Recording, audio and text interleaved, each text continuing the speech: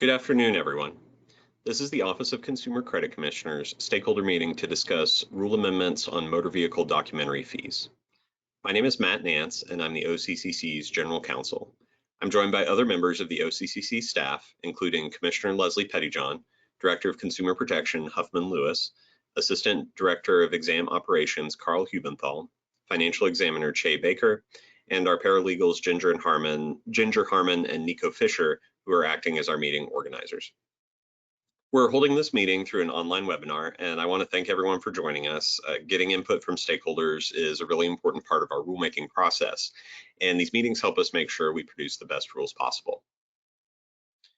Our webinar platform is GoToWebinar. Some of you might be listening on your phones, some may be watching on computers, some may be doing both.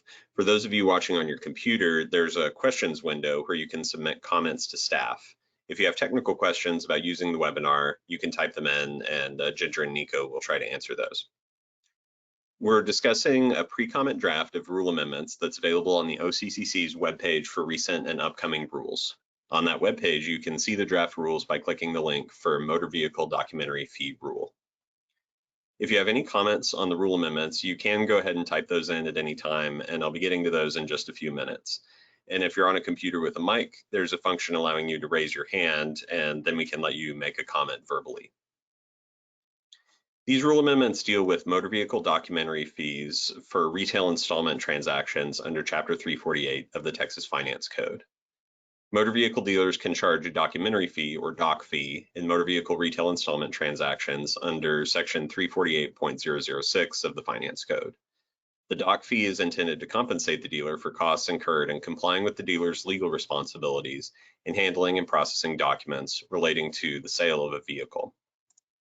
The statute authorizes the Texas Finance Commission to set a reasonable doc fee amount. For any doc fee that's over that set reasonable amount, the statute requires the dealer to notify the OCCC before charging the fee and directs the OCCC to review the fee for reasonableness. The OCCC's rule at 7 Texas Administrative Code Section 84.205 describes the doc fee amount considered reasonable and also describes standards that the OCCC uses to review the reasonableness of doc fees submitted by dealers.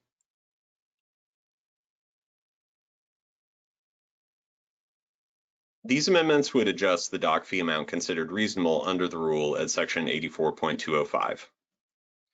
The Finance Commission adopted the current $150 amount in 2016. Since 2016, the OCCC has received a number of submissions from dealers, and our review of those submissions suggests that most sellers can demonstrate costs related to documentary services of at least $225. Also, in 2022, in a contested case before the State Office of Administrative Hearings regarding Clay Cooley entities, an administrative law judge found that a dealership group met its burden of proving that a range of doc fee amounts was reasonable following extensive litigation and review of costs at multiple locations of the dealer group. Based on the analysis in that contested case, as well as the OCCC's ongoing review of doc fee cost analyses, the OCCC believes that now is an appropriate time to adjust the amount presumed reasonable from $150 to $225. The amendments would also make changes to clarify provisions relating to the OCCC's review of doc fee cost analyses, and this slide lists the primary amendments. We would clarify that costs must be determined in accordance with both generally accepted accounting principles, or GAAP, and the rule. We'd explain that the doc fee may not include the costs of a credit report for unconsummated transactions.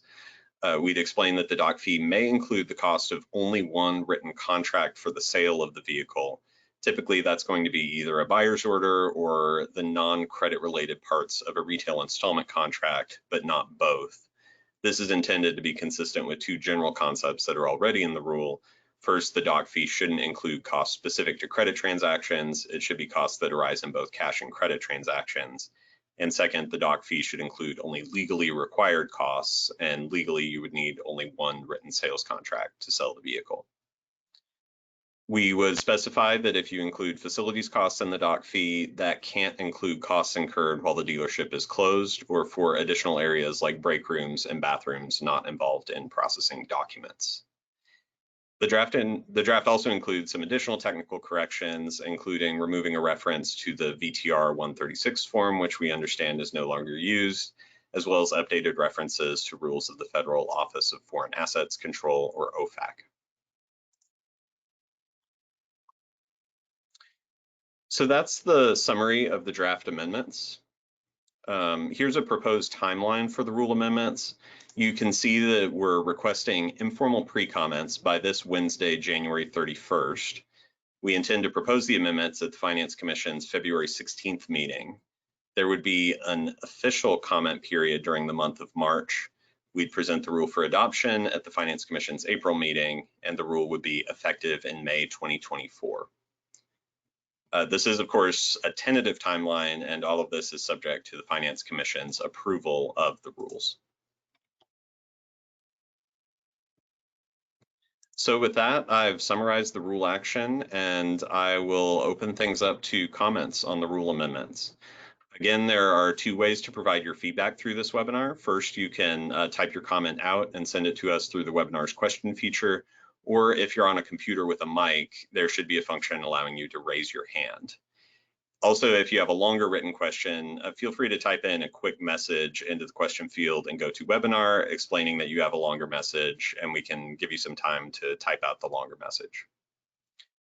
So Ginger, do we have any written questions or comments through the webinar?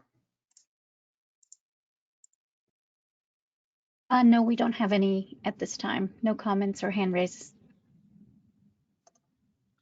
Okay, we want to make sure stakeholders have a chance to provide comments through this webinar. So again, please feel free to use the raise your hand feature if you'd like to unmute your mic and make a verbal comment, or to type a written question. Want to make sure we get all stakeholder comments from folks who want to comment. Okay, I'm showing still no comments or hand raises. I will wait for about 1 minute starting now. Again, please feel free to raise your hand. If you have a longer written comment, feel free to type in a brief message and we can give you some more time to type out that written comment.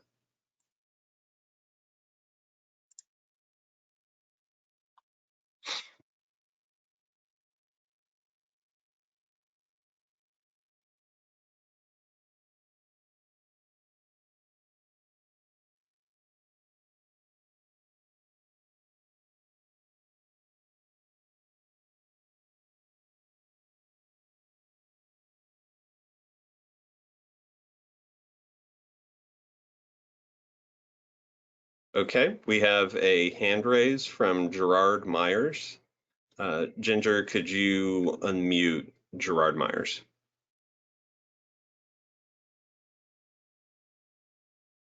Mr. Myers, you've been unmuted and you can go ahead with your comments. Yes, thank you.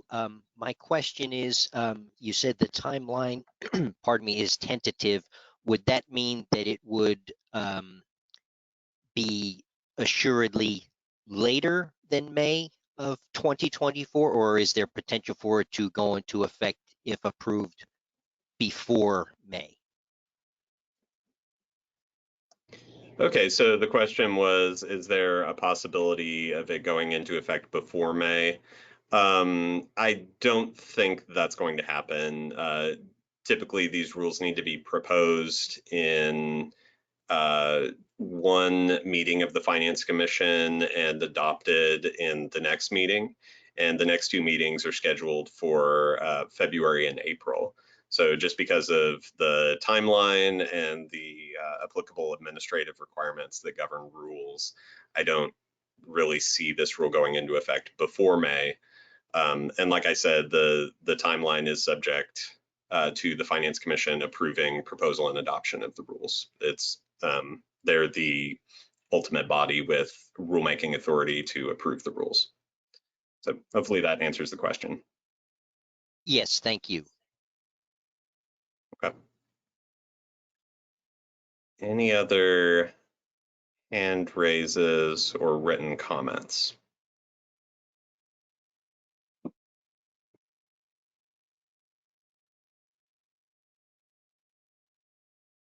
Okay, I will wait just a little bit longer just to make sure we've covered everyone.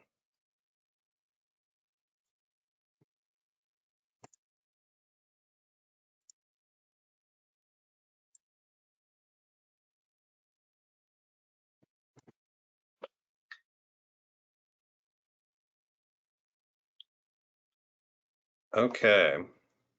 Well, again, I want to thank everyone for joining us in this webinar. Rule updates are available on our website and our webpage for recent and upcoming rules. We will accept written pre-comments on these rules until 5 p.m. tomorrow, Wednesday, January 31st. Please email those to me at rule.comments@occc.texas.gov, which is our email address for rule comments. Thank you all for attending. Please be safe out there, and we will see you next time. Thank you.